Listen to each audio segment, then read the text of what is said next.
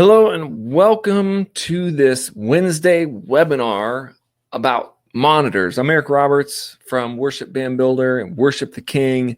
And today it's mostly about in-ear monitors, stage monitors, philosophy of monitors. I'm going to do some setups, answer any questions that you have in the webinar today. And I'm also going to show you on my screen some of my favorite gear, some of the gear that we talked about in the podcast. So in the podcast we just did just this past week, and there's a link to that at worshipbandbuilder.com/podcasts. I can always give you that link as well. You just go to Worship Band Builder, click on podcasts, then you will see what I'm talking about. And so I'm going to share my screen with you a little bit here. If you go to podcasts right up here, I would definitely say watch this podcast of ways to hear yourself on stage intro right here. And this is the episode that it is. Excuse me. So we have this episode out. And so some of our Wednesday webinars are about what we did in the past podcast, or just diving deeper, because all of the show notes are here in this webinar, in this podcast. But in the webinar, I'm going to go deeper. I'm going to draw some pictures. I'm going to actually show you the gear. So I say we should just pray today together before we start. God, help us to understand more about what you have for us. Help us learn more about what we need to help our church grow, to help our situation, to help us lead worship well. God, I pray for each one here today, and I pray that they can just they'll have insight. Bless this session in Jesus' name. Amen. So if you have any questions, you can always go in the chat. You can chat me up there and you can check that out. So let's talk about first the episode that I talked about, and I'll just read some of the show notes. There's different ways to mix your monitors. There's different ways to get them into your ears. And I'm just going to go down the very first way. And I think that'll be a good way to schedule this webinar talk, so I don't get all mixed up, because I have a lot to say about this, and I don't want to be as concise as possible. So what I'm going to do is, first of all, if you're going to go old school, wedge monitors, and I'm going to show you how to hook them up, and then I'm going to show you a couple. So if you're talking about old school monitors, you're looking at this. So a couple of these on the front of your stage would be great. These are powered monitors. Okay, so these actually have active 200-watt two-way speakers. So what that active means is they actually have a power amp in them. Okay, so you can just plug an aux out from your board into a powered speaker. And I did some webinars on this before too, about powered and not powered. If you need those, check those out or email me, and I'll let you know. So let's talk about this. If you have a couple ways to get off your regular board, whether you have a regular mixing board, you can come off an aux and you can go into one of these wedge monitors, so that you can lay them down. These are cool because you can lay them down, or you can set them straight up to be mains. So when I say mains, I mean like your main speaker. So here's the input, and you would just go straight into the input of this. You can turn it up. It looks like it's got high and low. It's got a little bit of that in it. Something like this, okay? I like powered mixers, because powered monitors, because you don't have to have a power amp. So let me explain that real quick here. Let me explain that. So I'm going to go into my whiteboard, and I'm going to try to explain this to you here. If you're running your basic mixer, let's say this is your mixer, and you go out of your mixer, okay, into a speaker. Now, if it's a powered speaker, then you're good. Okay, so if it's a powered speaker, it usually has like a little blue light on it or something, and it has power in it. So you actually are coming into this with a power. That's my little symbol for power. So you come into this with power. So you plug this into the wall. So this would be the wall. And then you plug this in. That's good. That would be fine. Now, if you don't have that, and you have a mixer, and you come out into a speaker that's not powered, so it's a little monitor on the floor, in between there, you have to put a power amp, okay? So you would have to go into the power amp, get the power, and then go into the speaker. So that's just the two different ways to set that up. So now that you know that, let's look at a mixing board channel. And I have other videos on this. This is your main channel, and then you have like some EQ, you have high, medium, low. This would be like one channel of a mixer, and then This is your little knob to turn yourself up. So you plug your microphone or your guitar in here.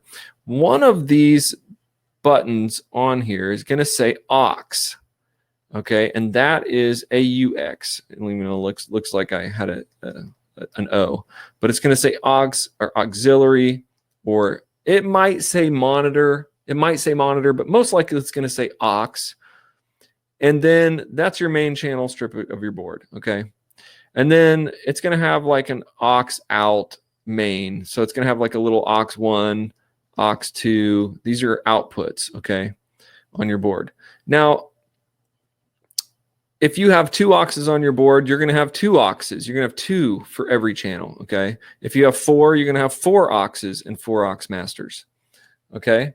So what happens is when you turn this aux 1, so aux 1 like up, it's going to send that signal to aux 1, and then you're going to send that signal out onto your monitor, okay? So I need you guys to understand that first. That's the first, this is the basics of just sending out a basic monitor mix. You have your mixing board. You have this main fader that's going to what I would call your house mix. That's what everybody else is hearing. This is your audience out here. They're like, yay, yay, you sound amazing. Okay, that's your house mix. Whatever this fader goes up and down, you're turning your voice up and down in the house. And then you have your high, medium, low, and a bunch of other buttons on your board. Then you have your auxiliary or monitor mix. And aux 1 is a whole nother mix that goes to your monitors. So now your voice is coming out of here because you turn up the aux 1 and you're in monitor 1. So technically, you could have, if you had 4 auxes on your board, which some people do, and some people have 8, these are all different volumes. You have aux 1, 2, 3, 4, okay? That's like on your channel. So you've got your channel strip, you've got your little volume for your main channel. Then you have 4 auxes. So this is your auxes. You actually have 4 aux outs. Okay. So you actually have 4 monitors with 4 separate mixes. Okay. So these are speakers. So you got 4 speakers. So now you have the drummer has a mix. Maybe he's aux 1. Maybe aux 2 is like on front of the stage. So that's your vocalist. Maybe aux 3, you have a guitar player on the side of the stage. So he has his own mix. And then you have a bass player over there. Maybe you're going to give him one. So in a 4 aux scenario, you mix from the mixing board. You're mixing aux 1 and it's going to the drummer. So whatever you turn up on aux 1, it goes to the drummer. Okay, if you have any questions about that, just let me know. But that's basically that. Now, that's how you would run regular monitors off an old school board. So you have an old school board, you have your auxes going to some old school, stage monitors. And if you do that, that's really actually a really good way to do it. I like doing it like that. It's fine. There's a lot more to the world of mixing, and we're going to get to that. So let me share my screen again with you. So let's say that you have this monitor laying on the floor, this Behringer monitor, and you've got an aux going in there, and you want to put your voice in there. That's one way to do it. Okay, so here's my show notes. I know you can't read that, but I'm going to read those. So you can do those. You can keep them close to you, keep down the volume. A lot of this scenario is what most churches are using. But the problem with this is a lot of times there's so much stage volume. So these modern churches and redoing your system, they're like, well, there's different technology now, like in-ear monitors, and that's why they're kind of going to that. Let me look at my second thing I talked about, and they're called mini. There's these little mini mixers. These are little mini things, and these are small. It's hard to tell how small they are, but they're literally like 12 inches by 12 inches. They're like little. They go on music stands. You can put them close to the drummer. Much smaller speaker. Okay, they're still run off auxes probably, or you can run these off a personal mixing mixer that I'm going to show you next. And that's just another version of a powered speaker that you can put next to you to hear yourself. I like those because they're small, because they're not as loud. You can put one with each band member and they can have their little sound, whatever there. The piano players will have one next to them sometimes. I've seen that before. And that's good. And so the same way you would set those up off an aux mix. But let me show you this new thing, And this is, it's not like super new. I mean, these have been out a while, but this looks like the new Aviom mixer. This is a little teeny mixer. Okay, this is a little teeny mixer. It's about 14 inches wide by, you know, about an inch thick, and it's a little mixer called an Aviom. And if you typed in Aviom on another website here, if you typed in Aviom mixer, these are the older ones are blue, and these are the ones I used to use. They look like this. You'll see these in churches. There's different versions of them, but this little blue Aviom actually has 16 channels. Okay, 16 channels, and they're connected with a whole thing into your mixer, and then each band member gets their own mix. So it's brilliant. It's brilliant. Let me show you how that would be set up. An Aviom mix would be set up. It takes a little bit of thinking, but so you have your mixing board over here, and you got all your channels, okay?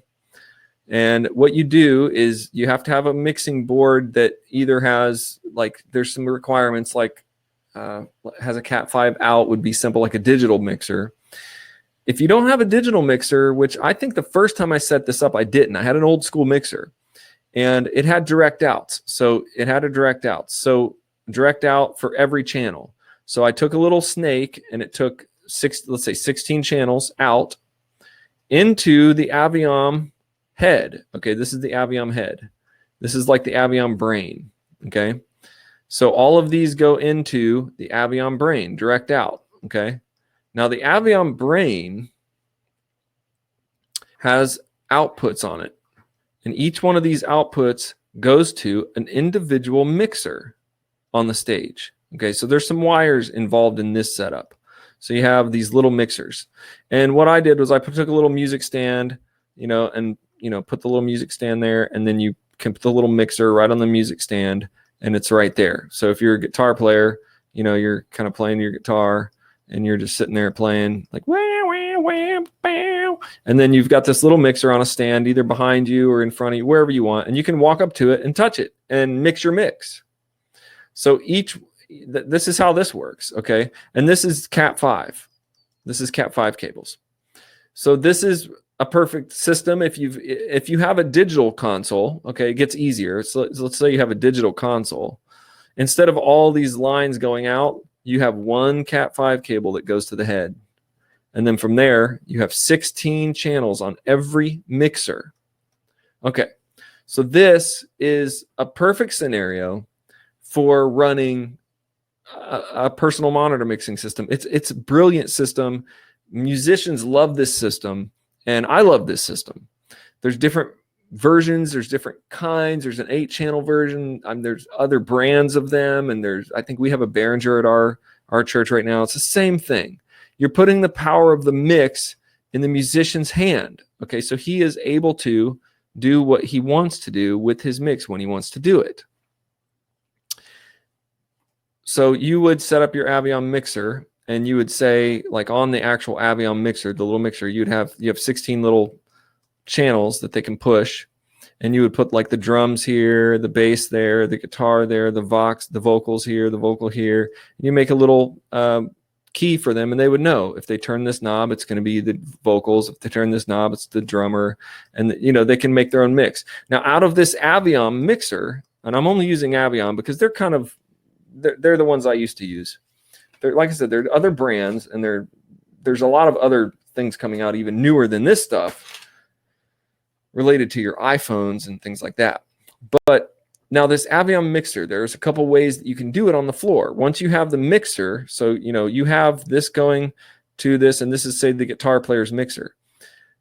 This is how you can get in-ears into his head. So there he is, the guitar player. Comes out, there's a headphone jack right on the back of it, and you can put this into little in-ears, and then he can put his little in-ears on, and there he is. He's got an in-ear system. Okay.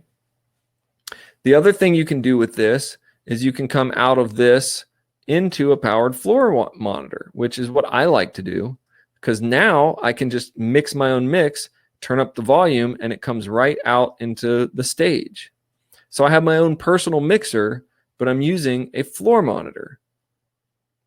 And the other thing you could also do with this is you could take your Aviom mixer, you know, your Aviom mixer, out into a floor monitor to the front of the stage, and you could take that one into another floor monitor. So you can have a couple floor monitors, and you can have 3 or 4 singers, singing. These are people. They don't look like people. They look like aliens. They're all singing, and they have their little microphones, and they're like, yeah. And one of these people can walk over and make a little change, and it comes out of the speakers across the front of the stage. So just one unit can power the same mix for here. So you have your Aviom unit here, and you have 4 or 5 or 6 of them, and let's say you have 4 of them. Maybe the guitar player uses in-ears, uses little in-ears. Maybe the drummer uses big old muff headphones because he's like that. He wants to use these big old muff headphones. And then maybe you as the worship leader use a floor wedge. You're using a floor wedge, and maybe the vocalists are using 2 floor wedges across the front of the stage.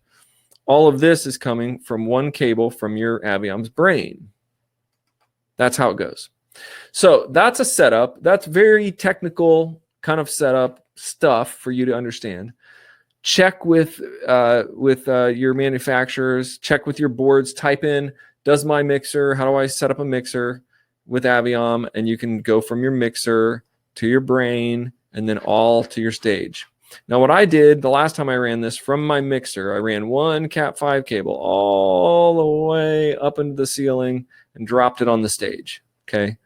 And then from there, I put my brain and I ran my Aviom units off that. And so that's how you would do it. This is your mixer. This is your stage. So you would just run one cable, and then you can run your Aviom brain off that. There's a lot of great technology right now that can make this awesome. So let's talk about, in this next segment, I want to talk about in-ear monitors and, what you can do, why I love them and why I hate them. And I talked about this in the podcast, but I want to talk about it here, and I'll show you some that you could get, and I'll give you the tip and show you how you could set up the room mic, because that's the real trick to in-ear monitors. Anybody running them is the number one thing is you want to have your own mix. So there are, and I'm not going to talk in depth in this video, but there are now the Behringer digital mixers and the Yamaha mixers have a scenario where you can take your iPhone and you can pull up your little mixer on your iPhone and have your own in-ear mix. Okay, so that's really the next level beyond Aviom. And some of these hardwired systems is these new digital mixers allow you to walk in, connect to the Wi-Fi through your phone, through your iPhone or your Android, and then mix your own mix on your iPhone. Say like it's the guitar mix. You're basically mixing your aux mix, okay, with your iPhone. You're attached to the board. It's very awesome. It's not really hard. It sounds like otherworld technology. Like, that's crazy. You can take your iPhone and you can attach it to the wirelessly to control the mixing board. Yes, you can do that. So however you're going to do this, here's a couple really great tips and tricks to setting up success if you're going to go for in-ears. Now, why you want to do in-ears is because you can use a click track, because you can knock down stage volume, because those are the big things. You knock down the stage volume, and the other big thing, you can use a click track, which everybody wants to use clicks and other tracks now. So you can't really do that with open floor monitors, because then the tracks would be coming through the floor monitors, and it would be weird. The click track would be coming through the floor monitors, right? So you're going to get your in-ears all set up, and you're going to listen to them. And if you don't do a few things, you're going to think, this sounds terrible. Like, this is not musical at all. Like, I hate this. I just want to be able to feel the drums and feel the room and hear the people singing at church. You're going to get to where you can't hear the people singing because you're listening in these plugged up ear monitors. Okay. So the biggest trick, and I'll just tell you, is having a room mic. Also having reverb, especially if you're a vocalist. So you might have, if you have a digital console, you're going to have some reverb on that console. You're going to run that into your ears so that when you sing, it sounds like not dry and dead, which it will sound if you don't use reverb. The second better thing to do, which is always great, is having a room mic. And I'll show you that, and then I'll at the very end, I'll show you a couple kinds of ear monitors you can get. But basically, when you put on those in-ear monitors, you're cramming them into your ears and you're plugging up your ears from seeing anything, hearing anything in the room. So your friend could be standing right here and talk to you, and what? You hear nothing. You're like, huh? What? You hear nothing. That's the big problem. You hear nothing. So what you want to do when you start singing and you have your ears plugged, put some earplugs in and try to sing into a mic. It sounds so weird. Now imagine having just your raw, dead voice coming through your earphones and not having any of the room or ambience or any of the feedback that you would hear in a normal room. That's why people like singing in the shower, because they sing and they hear this. The bathroom has this natural reverb, so they go like, "Oh, I sound great when I sing in the shower." Some people probably sing in the shower that shouldn't sing other places, and that's good. Everybody's going to sound pretty good in the shower. It's the same thing with using a room mic. It's basically like turning on that reverb, turning on that natural room. So here's how you do it. So you have your mixer and you have your Aviom brain and all that, and you go over here and you have your Aviom or whatever, however you're going to do it, and you put those into your ears. Okay. You're like, oh, that sounds great, but it sounds really dry. That's what I would call it, dry, and sounds dead. So what you're going to ask is, can I have some reverb in my ears? Okay. Now they could add basically some reverb from the board, and you might think, oh, it sounds a little better. Okay. A little better. And probably most people are going to be like, yeah, that's cool. That's all I needed. But here's the next thing that you want to try to do. You take a microphone and you set it up like a large diaphragm condenser microphone. You set it up in your room, okay, like a big microphone. Well, it's not super big, but it's like a large diaphragm condenser. You plug it in to the mixer, and you call this the room mic, okay? You put this room mic into like the 16th channel on your mixer so that it's in there. You turn it up and you turn it off in the house. So when I say off in the house, the speakers that everybody else is hearing, you do not put it in there. So you route this to where it's only able to be heard through the Aviom. Now, if your brain is getting boggled, that's fine, because you can ask me questions and I'll explain exactly how to do this. Or you just read the manuals of your board, say, okay, I'm going to put this into an aux mix, turn it off in the house so it's off, but it's going to the ears of the people, to my band. Now, the room mic could be anywhere. And once you add in a little bit of room mic, you can actually hear the congregation singing. You can hear the bounce off of the walls. If the drum set's behind you, you can hear the natural reverberation of the drum set in the room. And you feel like if you get this dialed in just right for yourself, and all you got to do is turn up the room mic a little bit in your ears, the in-ears almost disappear from, if it's done right. And it's not that super hard. It's really just stick a room mic in there and turn it on. If it's done right, the ears disappear. It almost feels like they're not there anymore. Because if you talk, you're hearing into your ears the natural reverberation, the natural reflections of the room you're standing in. It's brilliant. It changes everything for in-ears. And that's what you want to think about to make your in-ear mix great. Okay, and then everything else you need to do, we talked about it in the podcast. You can't just have one ear out. Don't play with just one ear in, one ear out. That's why people are doing that. They want to hear the room, but then that can cause really serious hearing damage. Okay, for real legit hearing damage. So this room mic deal, I'm going to draw it out like this. Let's say this is your stage. Well, that wasn't quite right. So let's say this is your stage, and you're standing up here on your stage singing, right? And you got a little microphone there, and this is the people out here. The people are out here, and this is your mixing console way back here. Some guy back here mixing you. Now, your room mic can be a couple different places. Okay, and that's probably what your sound guy looks like too, all crooked faced and head on funny. I don't know. Some guys do look like that, I guess. What you have is a room mic. You can put it back here. You put it on a mic stand, you put it above here, and you just put one mic on there and plug it in. That would be the quick, dirty way to do it. You could hang it from your ceiling. If you want to get funny, crazy, hang it from your ceiling and just point it towards your stage. You could just really put it anywhere. You could don't put it on your stage necessarily. midway through the room. You could just put it somewhere in the side of the room. But a lot of times it's fine if your soundboard's there. Just put it right here, right by your soundboard, and that would be it. Now, for room mics, since I'm getting all involved in this, let's go look at what I'm talking about. When I said make it a large diaphragm condenser, okay, when I said make it a large what was I talking about? Let's see, large diaphragm condenser microphone. So basically, a lot of these microphones you look like, even like a cheap $100 microphone is fine.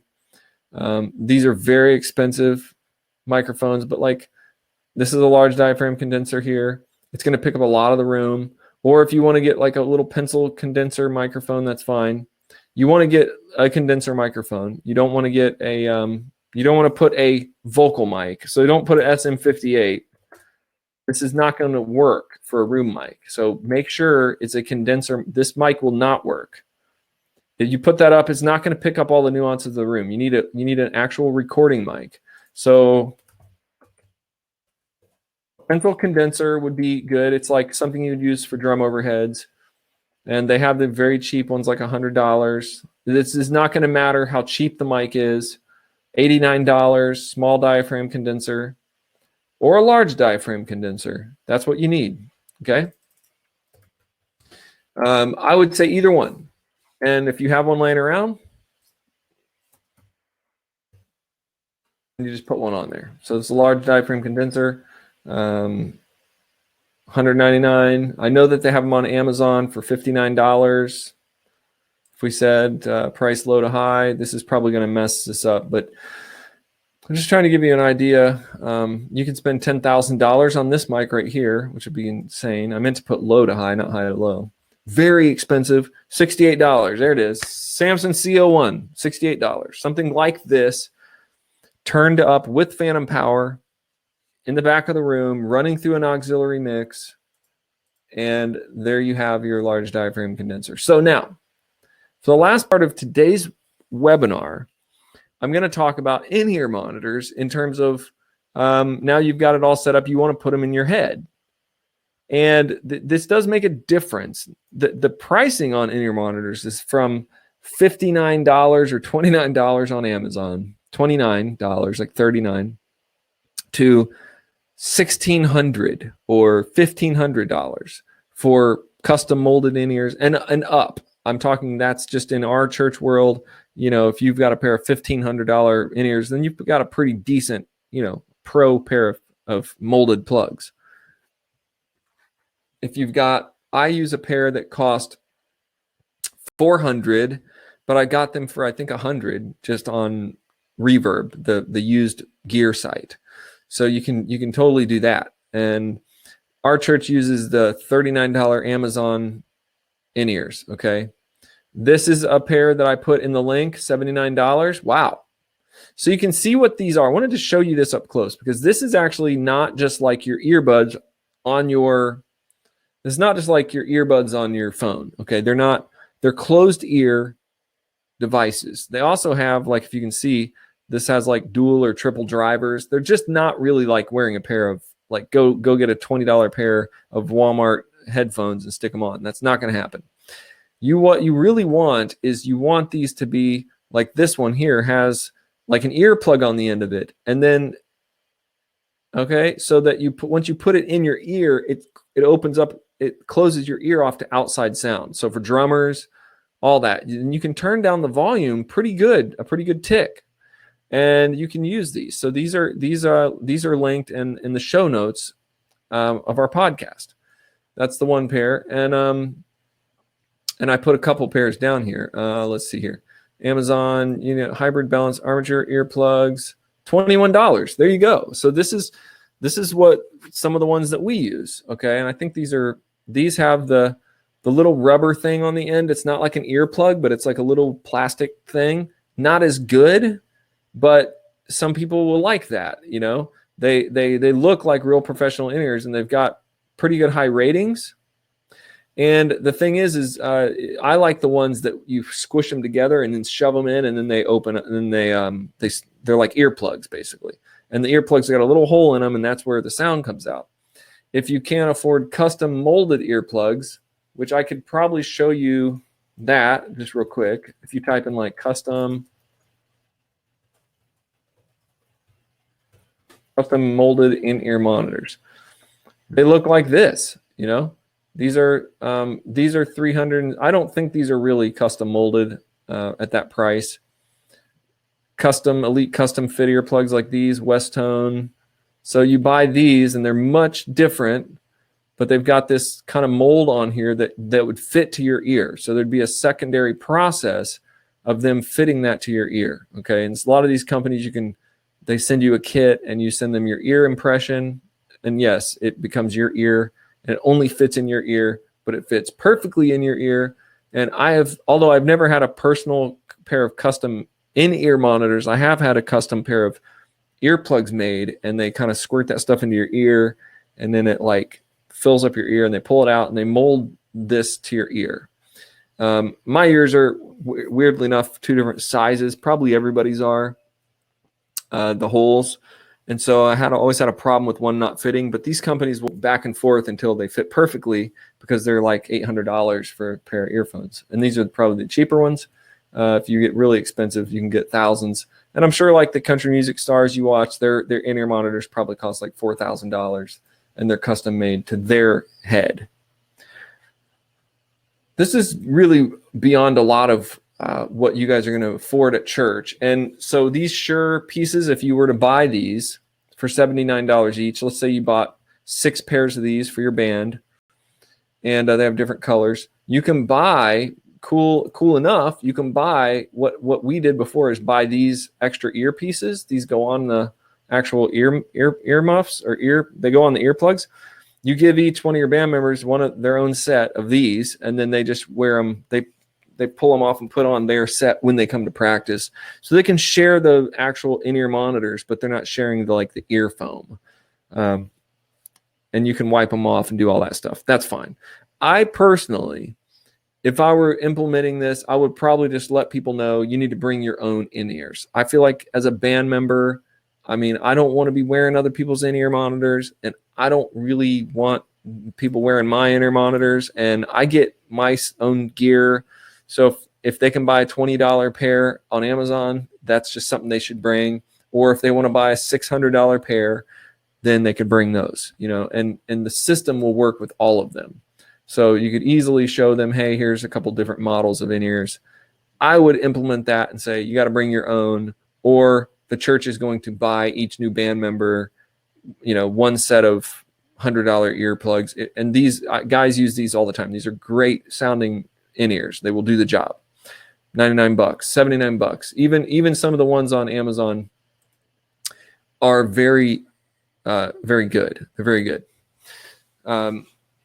So that is basically everything I have today about in-ears. Make sure, and monitors, make sure if you have any questions, specific questions about how to hook up a monitor, or I have this kind of board, could I use this kind of monitor?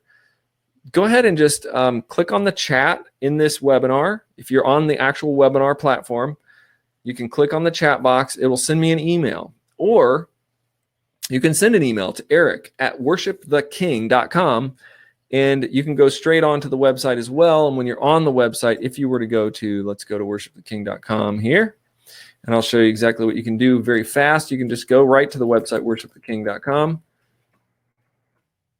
It'll load up. Within a second from it loading, this little blue line down here will pop up, and you can't see it because my head's in the way right there. But you'll see you can type right in here, and that goes right to my email. And if I'm available, I'll chat back to you, or I'll just email you. And so that is my take on in-ear monitors. Lastly, I must invite you to check out the all-member access now that we have, or the personal digital passes. So we actually have digital passes, and we actually have a brand new all-access membership that you can actually pick any instrument like the piano, and you can get the digital pass to the piano. You can also join the website on a monthly basis now for you or your whole church. So these prices could change. They probably will change as we continue to develop our site. But at this current moment, when I'm recording this video, you can have the first 7 days for just $1.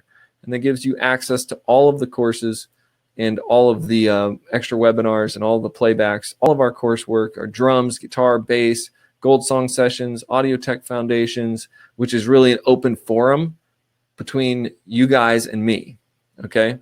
And you can get video sessions intros. So I have a bunch of tutorials in this section already of how to hook stuff up.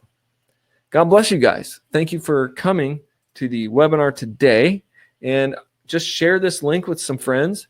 Let me know if you have any questions about getting your worship team better, getting skill, growing skill, and doing all that. And God bless you guys. I will see you on the next webinar.